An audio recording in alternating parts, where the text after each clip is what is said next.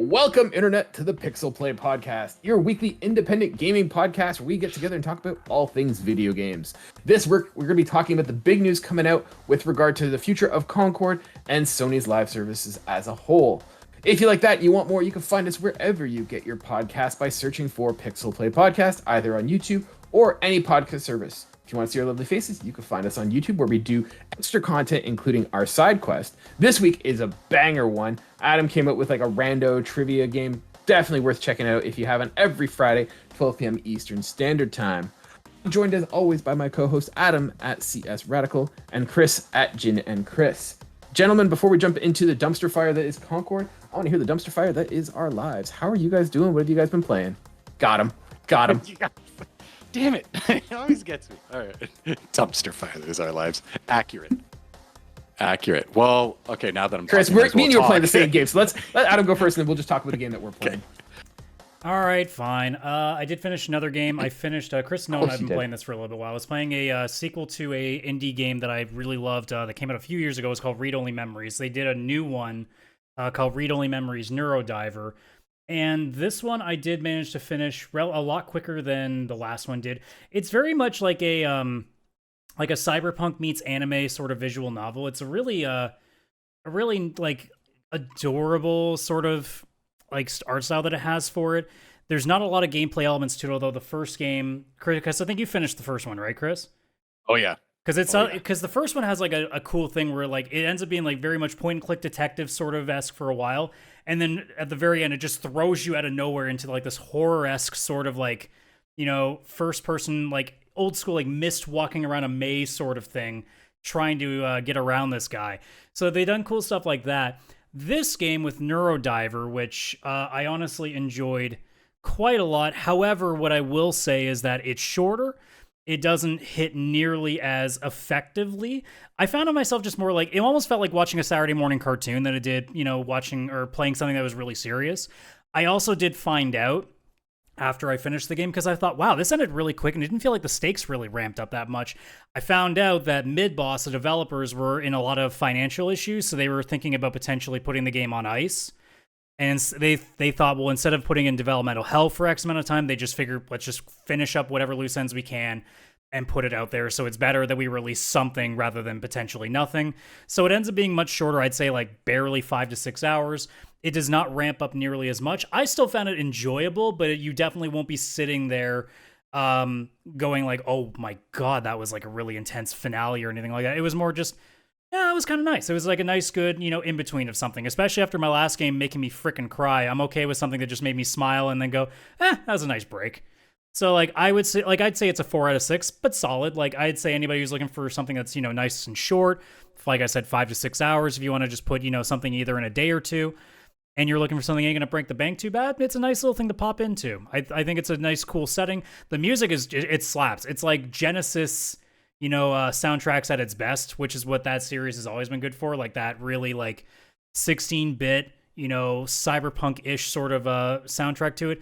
Love it. Vibes really, really well. Graphics are amazing for what it's trying to do. And the voice acting is honestly really good too. Like the voice actor for the main character, ES88, I love her a lot. She does fantastic. And they do bring back some of the voice actors from the first game, so you do get a bit of that nostalgia if you've played the original as well. So whether you played the original or not, you can still approach this one, and I think it's, again, still like a nice, you know, in-between game if you wanted something to take about 5 to 6 hours of your time. But otherwise, I wouldn't say it's anything too special. It's not going to be maybe not even in my top 10 of games that I played that were released this year, which is unfortunate, but not everything can be amazing.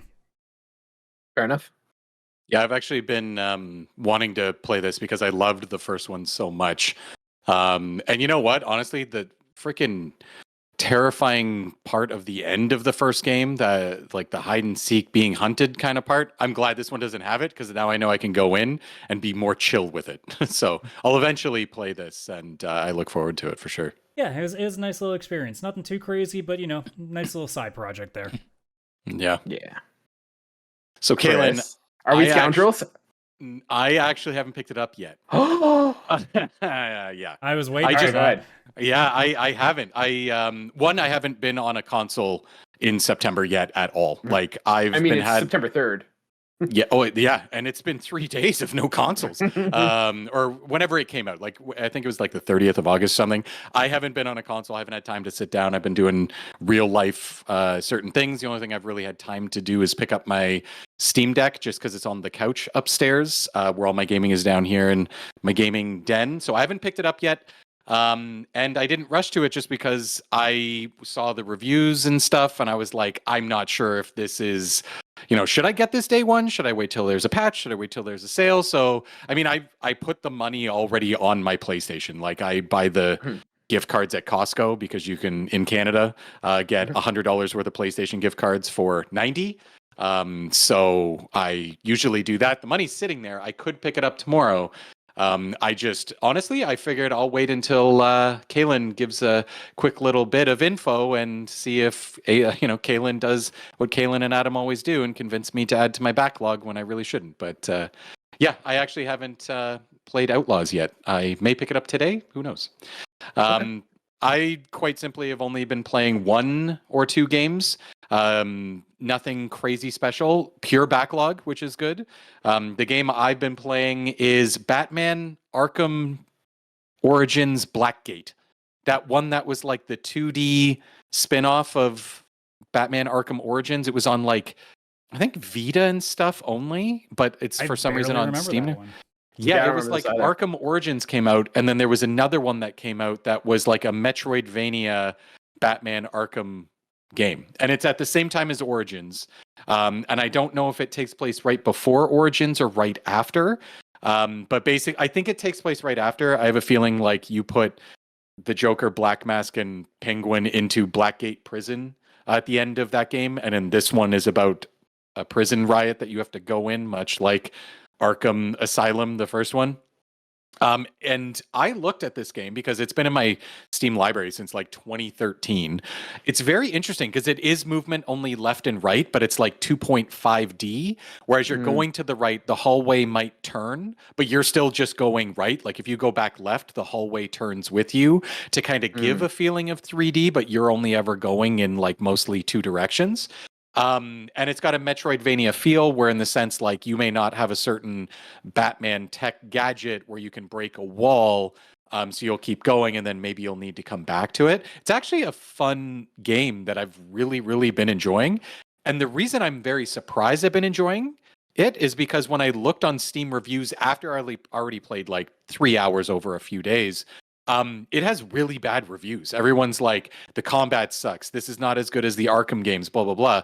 And I don't get the negative reviews at all, because while, yeah, it's a little bit different, the combat, you might be facing right and start punching and you should be facing left. Like there's the odd little thing like that.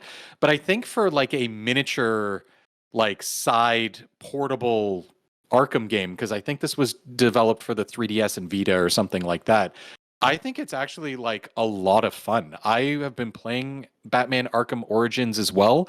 I don't like it as much as the other Batman games. The other trilogy is like leagues better than this one, but than Arkham Origins. But this Arkham Origins Blackgate, yeah, it's hard to say all these freaking names. I actually find this a very enjoyable, just pick up and play, Metroidvania kind of game where you're Batman, you still do the stealth takedowns and stuff like that, but you don't have to work in a 3D environment.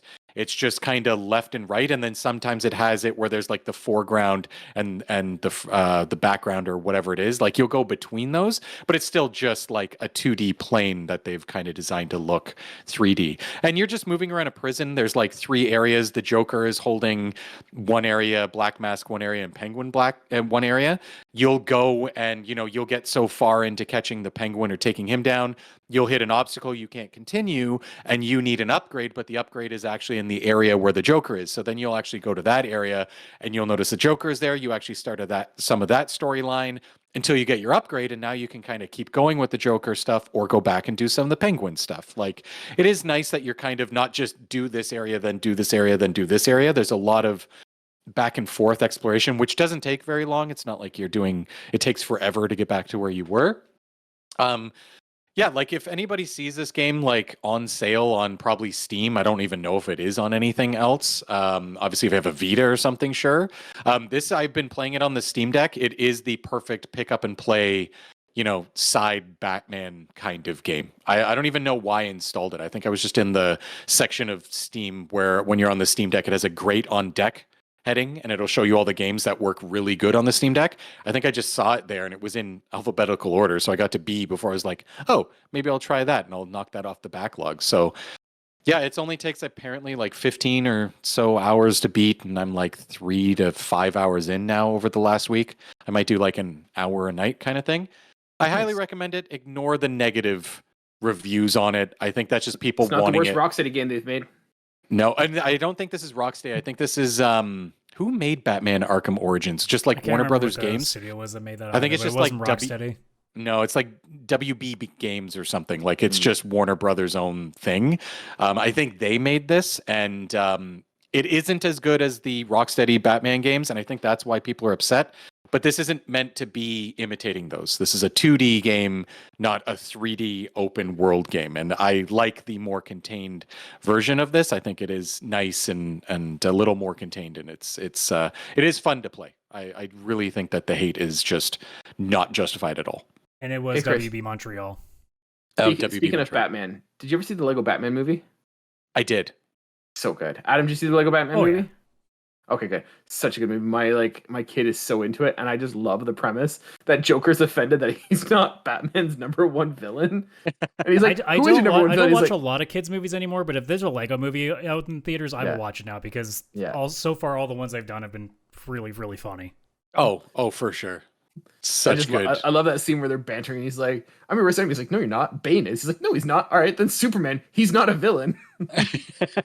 He's not a villain. Yeah, such a good movie. So funny. I movie. absolutely love that movie. It's so good. My favorite movie. Like when my little guy's like, "Hey, let's watch a movie." I'm like, "Want to watch Batman?" He's like, "Yeah." So good. Chris, well, you might not be playing Star Wars. I am fully immersed. I am a scoundrel in a galaxy far, far away. I'm going to say this in two ways. This is a hard game to talk about, hard game to review, because you fall into one of two camps. If you are a Star Wars fan, if you live, breathe, and you love Star Wars, this game's great. Like, I am having so much fun. I am living in the Star Wars world. It feels like Star Wars. It's got that 1970s kind of retro futurism. I feel like Han Solo as a scoundrel. I'm dealing with the Pikes. I'm dealing with the Crimson Dawn, the Hutts, all that fun stuff. I'm liking it. That being said, it is not a perfect game. I find that, like, graphically, it hits or misses. Like, when things are standing still, looks great. When you're outside and, like, they're doing wind particles, you're seeing grass, like, it looks rough. The facial textures look rough. Like, you hear people talking and, like, lips aren't synced. It's like early PS4 level graphics. I wouldn't say PS3, but like looks like early PS4. Very much like Rise of the Ronin style. But it's not the end of the world. Like if you like Star Wars, if you want to be immersed in Star Wars, great. If you're like, I'm just looking for a great game, I wouldn't say this is the best game I've ever played. Like the shooting mechanics feel kind of dull. I'm early on, so my blaster's not super powerful, but like it takes a couple shots to get someone in, get someone out. It's a little janky in terms of here and there. So like it's not like the best game I've played, but I am a diehard Star Wars fan. I've been looking forward to this, and I want to be immersed in the Star Wars world, and this game captures it. So from a feeling and capturing like that experience, this game hits. Like if you want to be in Star Wars, great. If you're looking for a well-polished, refined game, this isn't it yet. So I would say I don't think this game should be ignored. Like this is a fun game. It has a lot of potential. The question is where do you fall on Star Wars? If you really like Star Wars and you're looking for a good Star Wars game, there is no reason not to jump in right now. If you are not a Star Wars fan, if that IP doesn't carry cash with you, you could probably wait till a sale or wait till there's like some patch updates. Like it has some issues, nothing game breaking yet, but there are some things where it's like, oh, that's weird. Like, oh, that kind of breaks the immersion a little bit, but it's not game breaking or something that I would discourage people from going for. But that's only if you're that desperate to play into the Star Wars game. Other than that, yeah, I'd say give it some time, but it is a good game overall. I'm really enjoying it. Yeah, the sense I'm getting from a lot of people, it gives me similar vibes to how it was with Hogwarts Legacy, where it seems like if you're a diehard into this content, you're gonna be a lot more accepting of a lot of the pitfalls that this game is creating, being another open world game that seems to be falling into the same traps. Because everything that I've seen about it so far kind of leads me to feel like it's going to be a probably similar experience to what I played with Hogwarts Legacy, where it's like, I enjoy it in the very beginning, and then when I start realizing that, how shallow some of the areas really actually are, it starts to really grate on you after a while. And of course, with it being an open world game too, it also means that you're more likely to have things like bugs, more likely to be a lot of copy pasted content. So there is always those traps. Now, I do want to give one thing. You brought up something I want to talk about here. Ubisoft needs to be commended on this, that this game breaks away from that Ubisoft mold a little bit. I am probably like 3-4 hours in, and I've done the tutorial and it hasn't come up yet. I don't think there's towers in this game. Like, there is not the climb to this tower and get all the icons for this area. It is a lot of exploring, and like as you drive around, you'll get like pings like, hey, there's something over here to go check out. But there's not like a checklist of, hey, go see all these spots. It's a lot of like, you pick up a data pad and you find out about this rumor, or like you overhear a conversation and you get this information. There is not a lot of like icon dumping on this. It's what you pick up from conversations and data pads and exploring the world. So it kind of breaks the Ubisoft mold a bit. Still feels like a Ubisoft game, but like very much, it's not like the Assassin's Creed or Far Cry games. It's a lot more like the Division, and that makes sense because it's made by Massive. But imagine the Division, but more exploring and less icons, and that's what this game is. So I think there's something to be said for Ubisoft moving away from that sort of memed or like characteristic icon checklist open world. The big question I would have is, how messy is the map when it comes to icons? None. It's like empty. Like, okay. Unless like there's like you can kind of see a couple things like, hey, this is probably an outpost or whatever, but it's not. There's no icon dumping. Like, you have to go. It's through not the like map Valhalla where there's like 50 things in a small area. No. You have to basically go through and put your own icons, like very much like a Far Cry-esque game where it's like, okay, I've been here, put a little mark on the map if I want to come back to that. But yeah, there's not basically you can see sort of some like outposts. If you drive by them, it'll get marked on your map, but it's not like a, hey, you're in this world now, here's all the things you can do. Here's an open world, go drive around, and as you drive around, you'll see more and more new things. So, I'm not gonna lie, Kaylan, you're selling me on getting it now instead of waiting. I'm not gonna lie. Yeah, like it all depends on the Star Wars, where you fall in Star Wars, and if you want to be in Star Wars. Adam's absolutely right. Like, this is very much like a Hogwarts Legacy game. It is not going to sell you if you are not a Star Wars fan, but if you are, it will be fun. It's just hard because it's coming out in a time when there are so many games coming out. But I was almost going to say, Chris, like maybe wait for Astrobot once you're done that, so that way there's at least a couple more patches in potentially too, right? Yeah, that's a good point, because that comes out on Friday. Yep. Oh. That's the thing for me. Like, you guys know how I play games. I take weeks, if not like a month or two. So I know as I'm playing this, patches will come through, and it will be a different experience by the time I finish it. Mm-hmm. If you're looking to plow through this in a weekend, I don't know like if now is the best time to jump in. Okay. Yeah, maybe I'll play Astrobot, and then when that's done, then I'll grab this. Mm-hmm. That might be the perfect way of doing it. You know what you guys are not going to be grabbing though? Concord. Oh, segue. Let's jump into this week. So, huge news came out. So we record on Tuesdays, just to let you guys know how we do this. So we record on Tuesdays, and the PlayStation blog dropped a bombshell. We were actually joking about what are we going to talk about this week, and Sony's like, "Don't worry, we got you." And they posted a blog about Concord, and so I'm not going to read the whole thing. You can go on the PlayStation blog and find it. But long story short, they're pulling Concord for the time being. They say, while many qualities of the experience resonate with players, we also recognize that other aspects of the game and our initial launch didn't land the way we intended. Therefore, at this time, we have decided to take the game offline beginning September 6th, which is Thursday. Thursday? Friday? No, Friday. Yeah, right around the time for Astrobot. Same day, actually. Offline beginning September 6th, 2024, and explore options, including those that will better reach our players. While we determine the best path ahead, Concord sales will cease immediately, and we will begin to offer a full refund for all gamers who have purchased the game for PC, PS5, or PC. If you purchase the game for PlayStation 5 from the PlayStation Store or PlayStation Direct, a refund will be issued back to your original payment. Now, here's what I find funny. Customers who purchase from other digital storefronts will also be refunded. But they say other retailer refunds. For customers who have purchased a physical copy at a retailer location outside of PlayStation directly, please refer to the refund process of the retailer you purchased it from to obtain your refund. I don't think any of those physical copies are getting returned. Like, suckers. Most of them have a refund policy that once it's open, it's done. So yeah.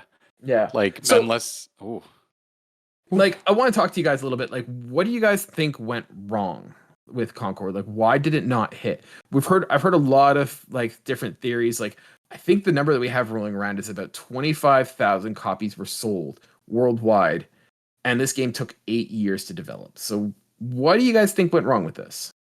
Well, we talked a little bit last week about it because we were noting just the sheer like lack of player count there was. The reality is the game that they made was supposed to be a free to play game, but they charged $40 for it. If there's any reason that I think that you could really justify why it's gone so bad, is the fact that you had to pay money for this. And everybody has seen that these games nowadays, they're either free to play or they are very much cheaper than $40. And the mistake that they made right away was making a game that, let's be real, people are mostly tired of anyway, and then also asking them to pay money to get in the door, which is a double whammy at that point. yeah. See, And oh, go ahead, Chris. no, go. I was gonna say, I don't know if it's a free to play situation, because at one point they were doing like a live beta test or demo or something like that, and it was initially supposed to be for pre-orders, but no one pre-ordered it, so they eventually opened it up for free, and nobody still jumped on it to play it. Well, but I think also at the same time, people knew that it was going to be charged anyway, so they were like, well, I already don't care anyway because it's basically just Overwatch again, and I don't care anymore. Because they've either committed to Overwatch, they've committed Valorant, like you've already decided what you're in for, so unless you hear reviews otherwise, you're not going to change your mind. But then you hear, oh, if you want to actually get in the door when the game comes out, $40. You're like, why? Why am I going to pay that? And then on top of that, like, let's be real, they haven't really advertised it all that well either. Well, I was thinking it's kind of ironic because that Amazon show, like Secret Levels, I was about to say, like, that's what we're has a actually talking Concord about really in episode. I'm like, Concord. oh, does that get canceled too, or is it like No, it's it, gonna be a no. In rough fact, it'll episode. make it better. It'll be the one good thing we say about that game. It's the only thing that exists about that game. Maybe I mean, I even said it when we saw the trailer. It's like, this is a movie. This is way better off as a movie. Why are they making an Overwatch clone out of this? That's wasted potential.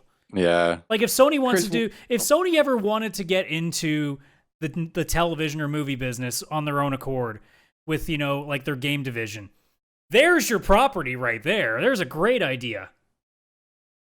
Chris, what about you? What do you think went wrong with Concord?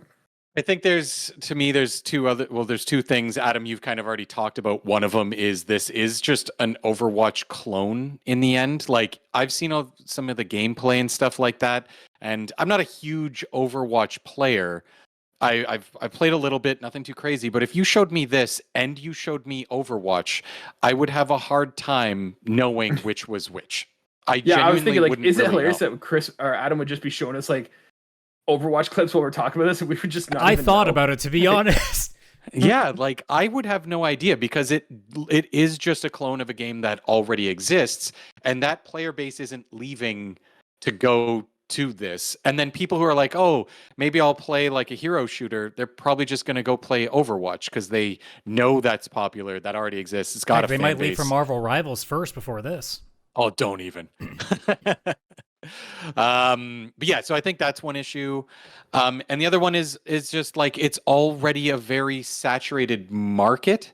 Like single player games, you can argue like Star Wars Outlaws, stuff like that is also a very saturated market. There's so many of these. Oh, we move, but like the single games. player games, they move. Like they move. Exactly. Yeah, they tell a game. story, whereas these don't really. It's just an experience. Yeah, and when you're done a single player game, you're done. You move on to the next one. It's like a book. When you're done your book, you got to buy a new book and go read another book. These games are designed that when you're in, this is the game you play, kind of like a Fortnite, Overwatch, Apex Legends, Valorant, all of these. And again, the player base is already stuck in the ones they're going to play, and it would take a lot for them to leave and want to play another one. And if you've got a clone and an already oversaturated market, like everything's already against this because you got to be unique to, have a kind of cool aesthetic or something new that interests people to want to play. Apex Legends had kind of like, this is made by the people of Titanfall. It's going to be playing a lot faster and stuff than Overwatch, a lot of sliding, a lot of, Titanfall kind of stuff.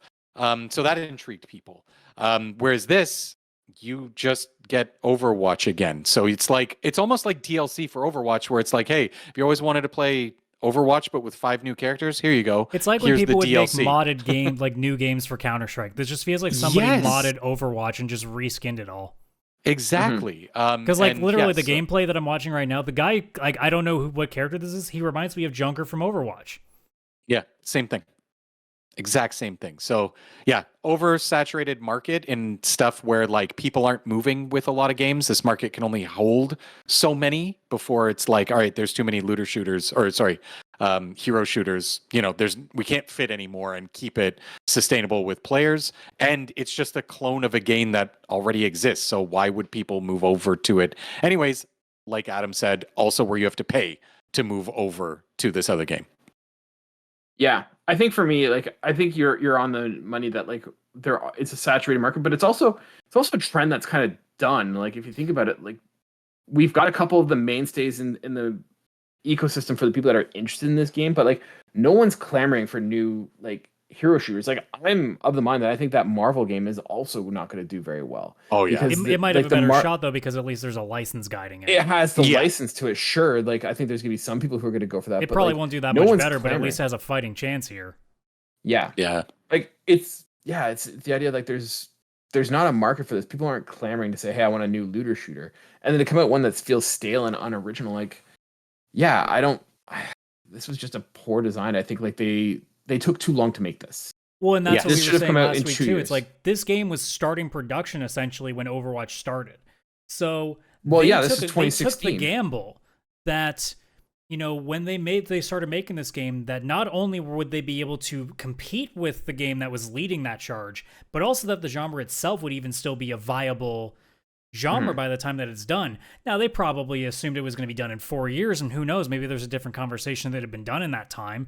But 8 years from now, that's a huge, like almost a full decade after a genre really starts getting its wings is a real risk, because not every genre that gets really popular is going to last that long, because everything comes and goes now. It's very, very rare. Yeah. Like at some point, and I know some people are not going to like hearing this, Soulsborne games are eventually going to start getting stale to people. It's going to happen. I think, to be honest, I think they kind of are. I think they are Yeah. there. I think like the FromSoft, like, and this isn't necessarily FromSoft, but let's call it the Souls-like genre, is already getting kind of stale. Like you've got you're looking people, at like even like the Fortnite genre, like they're like anytime you see most people see these games, like they're just kind of groaning because they're just like, no, we don't care anymore. It's the same Yeah. with, no offense to Kaylan, but I know that he's enjoying it right now. But like a lot of people when they saw Outlaws went, yeah, sure, that's what we need, another Ubisoft open world game. It's just in the sense of like, it's again exacerbating that idea that there's just no fresh ideas anymore, which is why our conversation from last week's show was talking about how indie seems to be the way to go now, because that's where all the innovation, that's where all the new ideas are coming from, whereas AAA is just recycling the same 5 things over and over again. And that's another reason why this one's failing. It's because it's not doing anything new. Yeah. It doesn't So, even do its trailers new. It looks like Guardians of the Galaxy meeting Overwatch. Like even the trailers aren't doing anything different. Well, I'll give you my thoughts and we can circle back to it. But like, the next question I was going to ask you guys is like, what do you think they need to do, or what do you think the future of Overwatch is? And frankly, I think Overwatch is dead. I don't think we're going to see this You again. mean Concord? Sorry, Concord. I love how even the names were getting it mixed up because they're so similar. It's just like I think Concord's dead. Oh, Kaylan froze. oh Let's see if no. he gets back in a One sec. is just dying to Oh, play. there he is. Oh, I'm back. Sony shut me down. I can't be silenced. DMCA. So I think Silence. I think Concord's dead unless Secret Levels comes out and everyone is clamoring to play. Like, hey man, this looks awesome. We want to do it. I don't think it's coming back. I'm gonna ask you guys that same question, but I'm also gonna ask you, how would you guys fix this? Like, let's say Sony is dead set, they're too deep to actually let this sit on the shelf. How do you bring it back? Because what I would suggest is the thing that they were talking about with this series was, hey, stories, you're gonna love these characters, blah blah blah. Like it's all about the characters and the stories. I didn't get any story from this. Like they talk about having weekly episodes about characters and what's going on. Show it. Like have trailers. Like put those things on like video. Like put them on YouTube so that people can watch them. Right? Make them available for free for people to watch and get connected with these characters so that they're interested in it. I think that's one way to go. I think though that what they should do if we're doing this and we're throwing more money at it, it's not a matter of just reskinning or like rechanging the gameplay. I think what you need to do with this game is you need to make a small like story campaign. You need to make a Call of Duty-esque 4 to 6 hour story. You've got the character models, you've got the maps. It's going to be half-assed probably because like you're too far in that you're not going to sink super like super amounts of money into this, but make a 4 to 6 hour multi or a single player game that kind of gets you to connect and like associate with these characters. Maybe make like little vignettes that each one has their own little level and how they got here to build that character out. But I think honestly, I think this needs to be a free to play. I think not necessarily free to play. I think it needs to come out on PlayStation Plus with the campaign built in, and maybe you'll have some luck. But I think better just call this one a dud and let it go. Yeah, I don't know if there's necessarily a fix for this one. Now, if you have to put the gun to my head and say you were not going to cancel, no, you have to do fix something with it. Your best bet, honestly, you take it away for a year and you start working on making a way to make it offline, or not offline, but like co-op instead of competitive. You try to do things like you said, like with this weekly episodic thing. So what you can do is you can have these really easy like horde mode things you can throw in there. Probably you can have some sort of a set of small missions where it's like, hey, capture this, or hey, kill X amount of people, similar to like what Helldivers does with their like 10-minute missions. Mm-hmm. And you can potentially still keep the competitive modes in there, just so that way you're not literally clearing out all the work you've ever score done. Ranking and stuff. But like you keep that there as a side, but you start making the focus towards these small weekly campaign missions that they do that are cooperative, or you can do them solo if you really want to, but try to push the multiplayer aspect because, well, that's what your game was initially designed for. And, your victory is that, once you complete these, like, let's say it's, for every chapter, it's like, it's 5 missions, like, and they get progressively harder. So, you have to really work to get that last mission in. And then you get, some sort of cutscene that caps off that bit, gives a little more background on some people, and then you just keep refreshing every week. Just try to get people to come back somehow. If I'm being honest, I don't even know if that's really good enough, but it's the only thing I can think of that isn't just literally redoing the game entirely, which is not an option.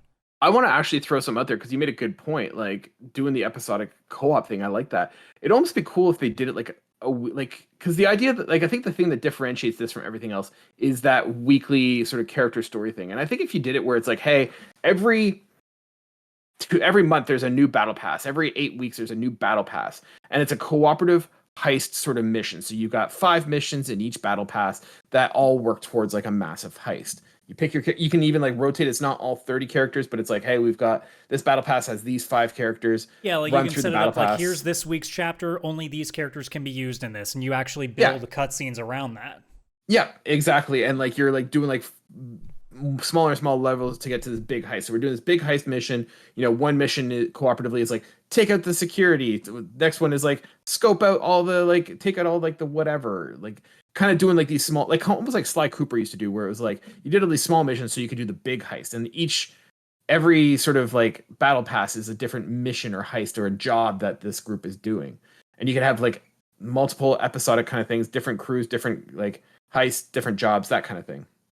And I think that would differentiate enough from like Overwatch or something like that. But yeah, Chris, what about you?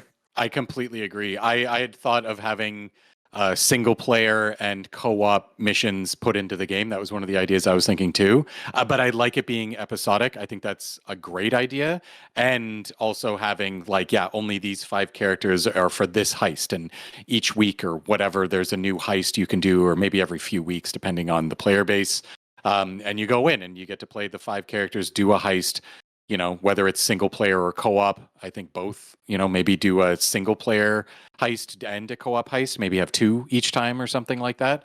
That was one of the ideas I was thinking. Definitely having something that's not a hero shooter, basically, added to the game, because that would differentiate it. Like people were excited about Apex Legends because it was kind of a continuation of Titanfall, which was a single player campaign that had multiplayer that people loved. So it kind of had something to get you excited to go in, where this, there was nothing, right? It's just like, oh, play the hero shooter. Like if you've got what those... made the Overwatch clone thing even worse for people, because it's like, it's not even attaching to anything. It literally just feels like a ripoff. Yeah, 100%. So if they had some sort of a story, because they showed that one cinematic story thing, which made us all excited, thinking it was like a single player game when we watched that, have more of that. If it's easy enough to develop that stuff in 5-player heist, go in, do those heists, I think that would help a lot. Like at least then people would have a reason to pick this up who don't just want to play a freaking clone hero shooter that's generic, like and a copy. I'd really lean into it too. Like, get to the point where you call it the Saturday morning cartoon of video games. Yes. You literally release it Saturday morning every week. Because what you do is you take, like, I don't know how long a break you need to get, cutscenes to start getting to produce, get ideas. Maybe it takes another 1.5 to 2 years. Don't care. Get 6 months in the can, so you got a nice, big, decent, buffer there, and you can kind of see how it goes in real time. Start working on a few ideas here and there. It gives you also real time ideas of, like, if it is actually working, if certain things like, oh, is this character really getting over? So maybe we should focus on them a little bit more in the future. And it gives you ideas. Have something that for once feels interactive. What do you think Helldivers was so exciting for people for a while? Because it felt alive. Yeah. For a time, it felt genuinely alive. And now it finally got to a point where eventually content started to get stale and stuff happens. When the third race gets introduced in Helldivers, it'll be back to where it was again. But, like, the biggest thing is, let's be honest, 90% of these games are never going to go past a year. You've got to find a new way to do that. Keep it, making it feel like it's an actual live game that you're playing and not just another something else that's been done 10,000 times. Oh, for sure.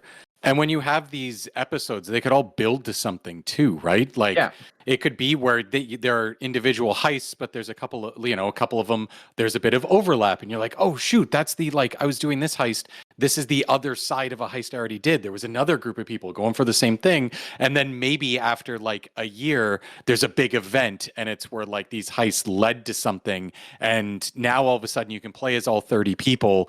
And it's like you're all going for this one big heist item or something, right? Like there's a big payoff story wise for like playing the game over a year. I think that would be the biggest help this game could do, besides of course just canning this and making a single player or co-op game that looks like that cinematic trailer we saw that felt like Guardians of the Galaxy. Yeah, at this point you're at the point that you were either canning it or you were going to, if you're already spent this much money and you're this far in the hole, you might as well take a real risk on something and go real crazy with it. Yes. And when they reintroduce it, I think Kaylan, you had mentioned like put this on PS Plus. I think, when they reintroduce it on PlayStation, and they have that episodic thing for the first few months, not even just 1 month, like maybe for the first 3 months, PlayStation Plus players can just activate this for free. Like you get it, you're in, and then you're good to have it and keep going with it. You don't have to pay for DLC. There'll just be some cosmetics you can buy and customize characters or whatever. And also throw a bone to your customers too. Have some sort of like free pack of like really cool cosmetics to be like, absolutely. To start for sure. And then even like it's also on PC. I think that's going to be important because I don't think there's going to be enough people just on PlayStation to keep it alive. They knew that and put it on PC anyways. I think they'd have to do something where it's like free to play for the first 3 months or free to activate or get a part even on Steam. I mean, at like this for point, the first if it 3 comes months. back with a price tag, they've already they failed again. It has to be free to play. Yeah. You're gonna have to get them back in microtransactions now. It's too late. You've screwed the pooch on this. Unless you royally change the game so well that you can start making expansions down the road, then you can charge them. At this point, you have to own your mistake. Deal with it. It's free to play from here on out. If it comes back a year later or 2 years later and it's not free to play, you've not learned your lesson. Yeah, and they could have like cosmetic. Oh, go ahead. I think the free to play depends. The free to play depends on how much the game changes. If it stays as a looter shooter, well, if they completely remake the game, that's a different story. But no. I'm saying like what seems to be feasible at this point. Yeah, I'm saying like if they go with our idea where it's like that Saturday morning. Even then, I think it has to be free to play. Even if it's with our idea, you get them back through season pass. You get them back through cosmetics. Yeah, I don't know. I could see like, Well, my argument is they got 25,000 players to start this. Yeah. You need to get as many people in the door as an apology. Like there's no getting around it. Final Fantasy 14 can get away with that shit because it's Final Fantasy. You can't. This is a Final Fantasy 14 level mistake that Sony's trying to rewrite. You have to. You don't have a license to back on this one. You literally have to just do everything you can to get people in the door. And if there's a way you can figure to get the money afterwards, that's what you got to do. Yeah, I think afterwards, like a paid expansion or something is something they could do after a year. Like, hey, that first set of year-long heists and stories and everything, that was free to play. We're going to do another year. Is a fair thing. If you do good enough numbers, I think you can justify 6 months later. Yeah.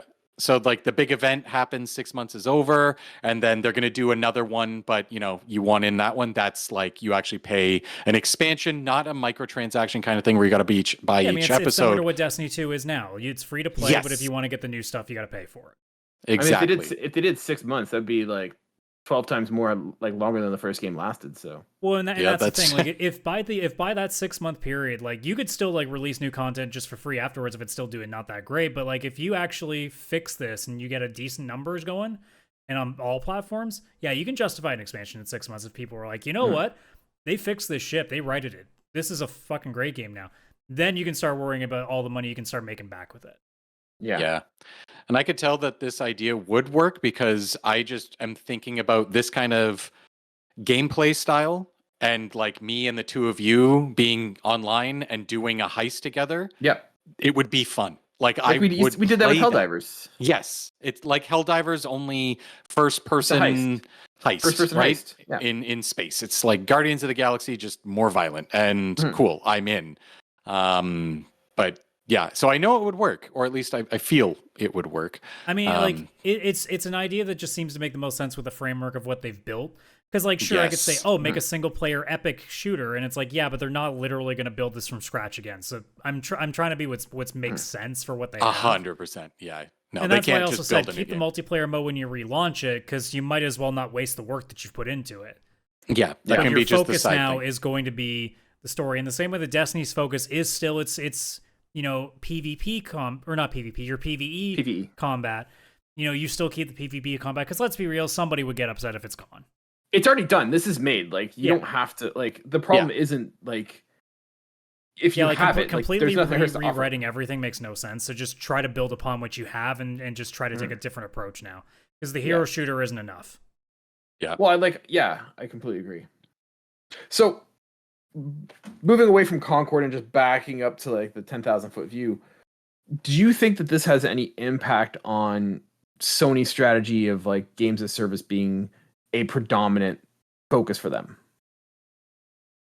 I'm going to say that I think it will, but unfortunately, it won't be something we will notice for a while because, as we've seen, especially with Sony, apparently things they're developing, it's already where it's actually been in development for 5 years, and that's how long it takes apparently to see their shift. Like live service was pretty popular. Sony was going heavy in it. They just didn't announce it to us until like a year or two ago. But they were already like 3 years into that plan. And it's now kind of like, oh, shoot, there's too many live service, or people are not jumping on board with it's just being a live service clone of another game or a basic just game. And hopefully, I really do hope this will cause them to shift focus, but I'm worried that it's, again, just like this game, they're so far in to that plan that to just scrap all these things or whatever is just going to be too devastating to do. Because they like, how many did they have? It was like more than 10 live service games or something they had in production, right? So if that's true, like, are they going to cancel 9 other games? Like they had Helldivers, they have this one, and now the other 9 or whatever they have left, they're just going to cancel. I really don't think they'd do that. I think that would be a huge write-off. They'll try and save which ones they can. Maybe they'll make some changes, but I think they're going to have kind of no choice with a lot of these where it's like, we're too far in, we're going to have to do what we can to change them and then maybe release them. And we may still see a bunch of these live service things just because, again, of the timing. Yeah. Chris, go ahead. Or Adam, go ahead. As his mic just drops. My thought process is this. They have had the most catastrophic fail I think I've seen a game have in a long time. And I mean a long time. Like I said, when I say Final Fantasy 14, that might be what I'm thinking of. The last time that a game 14 was so bad that they pulled it. The developers of Square in Japan did a press conference and bowed and apologized for how appalling that game was. Sony has never done something like this. Cyberpunk is the closest thing otherwise, but it wasn't like it was a bad game. It was just broken. This is just a bad game of epic proportions. And this isn't even this probably isn't even the biggest loss of money they've taken recently doing this. Last of Us Factions is gone. And that didn't even see the light of day. That could have at least made them something back if it got released. This didn't do squat. I don't know what they've got going and how long they've been in development, but if I'm Sony right now, I'm calling Bungie right this fucking moment and going, what have we got for Marathon right now? Because I think we need to change it. Oh, they're not answering the phone. They had to let go of the secretary or the administrative assistant. And I'm calling everybody It goes else to and voicemail. going, what have we got? And I'm also calling up Arrowhead and being like, hey, how did you guys kind of start planning when you were doing yours? Because I think you're the only thing that's working for us with these right now. So we probably need to figure out what's working with that, apart from the fact that we decided to region lock all of them. But like, all of their shots that they've taken, except for Helldivers, which wasn't the big budget one, failed epically. The amount of money that, like, we try to pretend that major, office executives in game development companies are fucking really stupid and stubborn. You cannot ignore the amount of money they probably just pissed down the drain with these, especially with just counting factions and Concord now. There is going to be some sort of action. I would be willing to bet that, let's say if there's 10 and we've seen 3 of them now, one which is Helldivers, one which is Concord, and one which is factions which got canceled. Let's just assume we got 7 more by that logic. You're canceling at least 2 of them because they're probably too far in, and then you're rerouting 5 of them. You may even outright completely change what a couple of them are. Because at this point, and we've said it before on this show, live service isn't dead, but people are very sick and tired of hearing those words.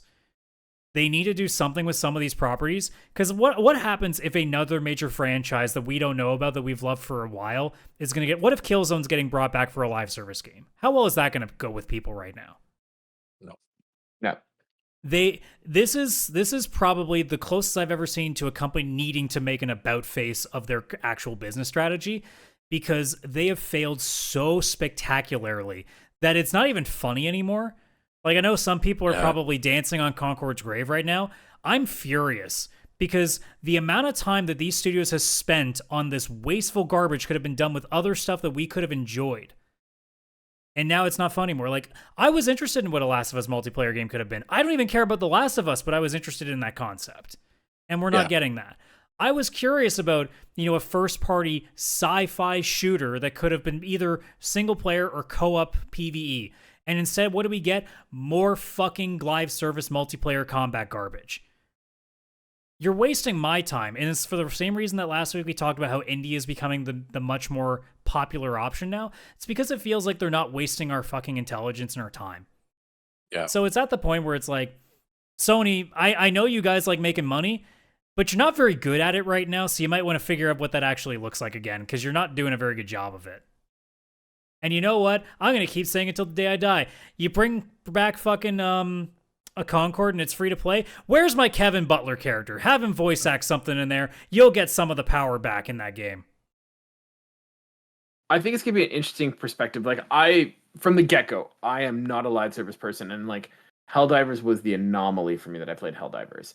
But I think the strategy has been a complete mess. Sony has made its bread and butter on epic single-player games, right? That's where your money is, and you've abandoned that for the sake of chasing live service to make more money. But we've talked about how that is a very sink-or-swim market, and a lot of people have cinder block feet.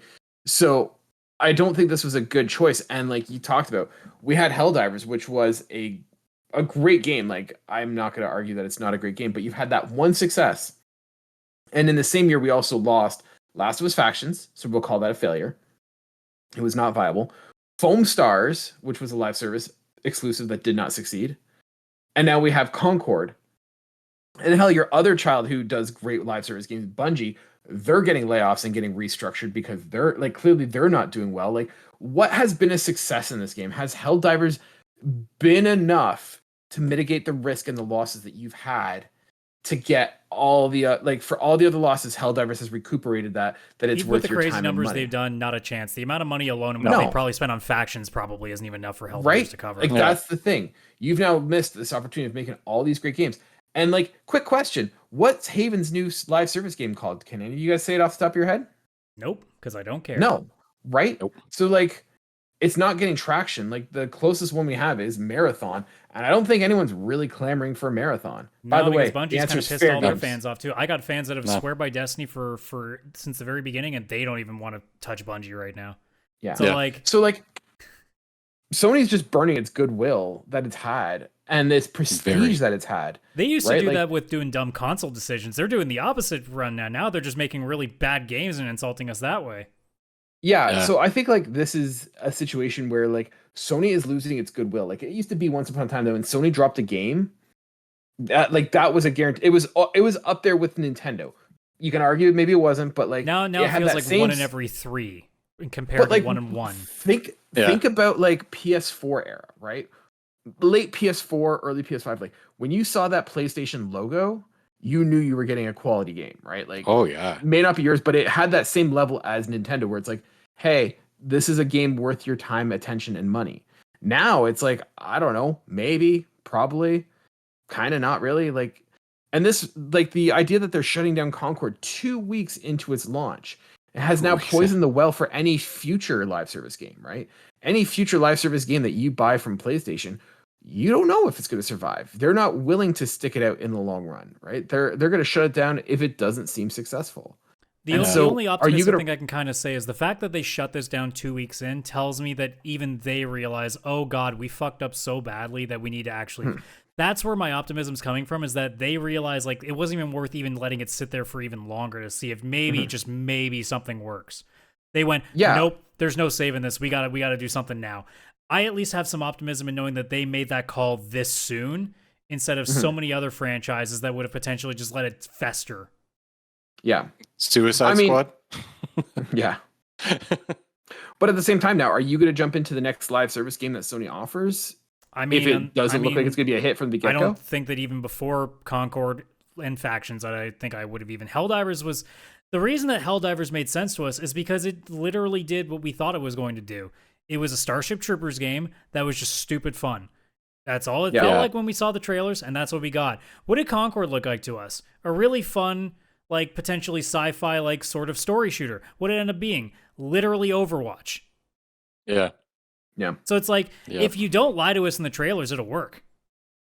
Yeah. And Helldivers wasn't a clone of something, or like I can't think of a game off the top of my head that has the exact same gameplay loop where you drop in, there's only 4 of you, there's a ton of bugs or bots or whatever it is, and you got to complete objectives and get back to an extraction and get out of there. But even then, you could make an argument that even if it was a copy, that one made sense at least, because at least it was the core of its gameplay was, I don't know, that thing that we're supposed to do when we play a game, which is have fun. Oh, for sure. But I mean, imagine another company has a game coming out like Hell Jumpers or something like that, and it's like looks exactly like Helldivers, but you got to pay another $50 to play, and it's like literally the same with a different character skin. I don't think I'm buying Hell Jumpers, especially if Helldivers 2 came out 8 years ago. You know what I mean? Like, well, and that's the thing too. Like, there was such a cavalcade of errors. It was the jumping on a trend, taking way longer than you should have to jump on said trend. And then also making a really bad business decision, probably because your budget was so high on that you realized you had to make them pay $40 to get in the door because you need to make your money somehow, and even that failed. Yeah. At least if this had you come can out make a 6 years Helldivers ago. clone 4 years from now, and I think it would still work, just as long as you're marketing it properly, and I don't know, you put some passion into it. Yeah, 100%. Because like I'm sure to say out loud, I'm not saying that the people who made Concord didn't have passion making it. What I'm saying is that the people making the decision to make said game did not have the passion for it. They just saw dollar signs. I mean, we don't know how this game was made though, if they pitched it to Sony or vice versa. So like that would be but somebody still pitched it going, well, Overwatch is making a lot of money. We can do that. Yeah. And this is me, this is my pessimism showing. I don't believe that this game was made because somebody went, man, I really love Overwatch, but you know what? We can do it better. I think they just went, well, this is popular right now. Let's do something like that with our own spin on it, and let's see how it goes. I'm like gonna give them the benefit of the doubt, and I think that they did. Like, I think they saw Overwatch and said, "Wow, look at these people resonating with these characters on Overwatch. We could do that, but let's build out and flesh out and build stories around these characters versus just, hey, here's a cool character." Like, I think that's what they were kind of going for, but I don't think that was enough. The problem is my pessimism still floods in to go, if all you were going to do is just do Overwatch, which the formula is right there, plain as day for you, and all you're going to do is just have an emphasis on storytelling and the characters, this didn't need to take 8 years. Agreed. That's where I'm like, there's something in between there with somebody who's trying to get greedy, and they kept changing ideas because they want to figure out how they could get some more dollars spent in there. Yeah. Honestly, it probably would have... Go ahead. Oh, go ahead. I was just gonna say, I bet you it would have gone even better if they just actually went and like went hard on the actual fact it's just a clone, like name it Overclock or something instead of Overwatch, and just like go that hard. Like, hey, remember Overwatch? Look, here's a parody. Here's a parody of that game. Like, it probably would have done better. People were like, haha, it's making fun that it's Overwatch. Yeah, why not? I'm sure people would just make a really fast character and just literally every move that she does, there's always a camera shot of her butt because everybody was so mad about Tracer in the early going because of it. Just literally just parody the hell out of it. Yeah. Yeah, I think Sony needs to strongly reconsider their strategy. And like I'm speaking out of my butt, but I feel like this is just a legacy of Jim Ryan, and I'm curious. Like, I know he retired, but I wonder if it's one of those like the board saw the writing on the wall and they're like, "Hey, Jim, you're looking like you're ready to retire, and we got a package for you."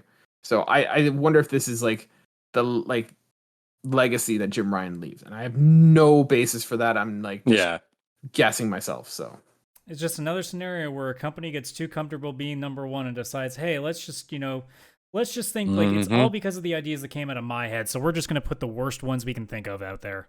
You know how you can tell that Xbox is not doing well? Sony's making bad decisions. Yeah. God. And I think just not just Sony, every company that's like thinking like, oh, live service, we got to make it. This is just another one in this genre that is like failed hard right out of the gate. Like, Rocksteady. How many times do we need to have examples to explain to people? Guys, Stardew Valley, Minecraft, Lethal Company, Undertale. Do you understand what actual fucking passionate gaming production looks like? I know you guys like to make money and all, and that's all you actually see. But do you know if you just put a slight ounce of extra work into something, what that means? Arrowhead showed you that. And then you thought, you know what? We're just going to let this game come out that did basically no fucking creative idea work at all in this, and we'll just watch it die and get barely 25,000 buys. Yeah. God, brutal. Crash and fail.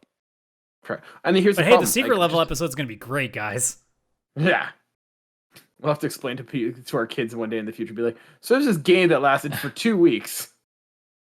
But I think one of the problems with Concord is that like you only get to reveal and launch your game once, right? Like now, if they ever come out again with Concord, it'd be like, hey, Concord, that game that crashed and burned in 2 weeks, want to buy it and play again? I mean, it wouldn't be the worst game to make that mistake. I mean, No Man's Sky has become a thriving game. Cyberpunk, granted, I know people are still going to love it anyway, but like Cyberpunk now today is a much different story than what Cyberpunk was at launch. So like it's not out of the realm of possibility. But again, like a lot of these things, you got to put the work in. And the question is that studio and is Sony willing to put the time and effort it's going to take to make something truly interesting? Because the ideas that we're saying doesn't necessarily have to be the correct idea, but it's something that isn't being done by that much, if at all. So why not take a crack at something? And you never know, you might tread something new. Because instead of copying something, you might become the thing that gets copied. Yeah. Yeah. Sigh. Sony sigh. Yeah. But you know what's not a bad decision? Liking and subscribing this video. If you like that and you like more, we're going to wrap it up there. Thanks so much for checking us out. If you like that, you want to find more, hit that subscribe button. What do you think that the Sony should be doing with Concord? And do you think that they're going to be sticking with this live service strategy? Leave a comment below if you haven't liked the video. Like that. It really helps the algorithm gods and let them know that you like us. Maybe it'll make you cooler. Only one way to find out. Hit the like button and find out for yourself. If you're listening to us anywhere else to get your podcast, leave a like and review. Just let us know.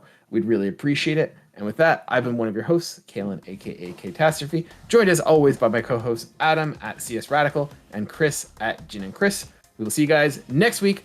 Don't forget to check out the side quest on Friday. It's a good one. Bye for now.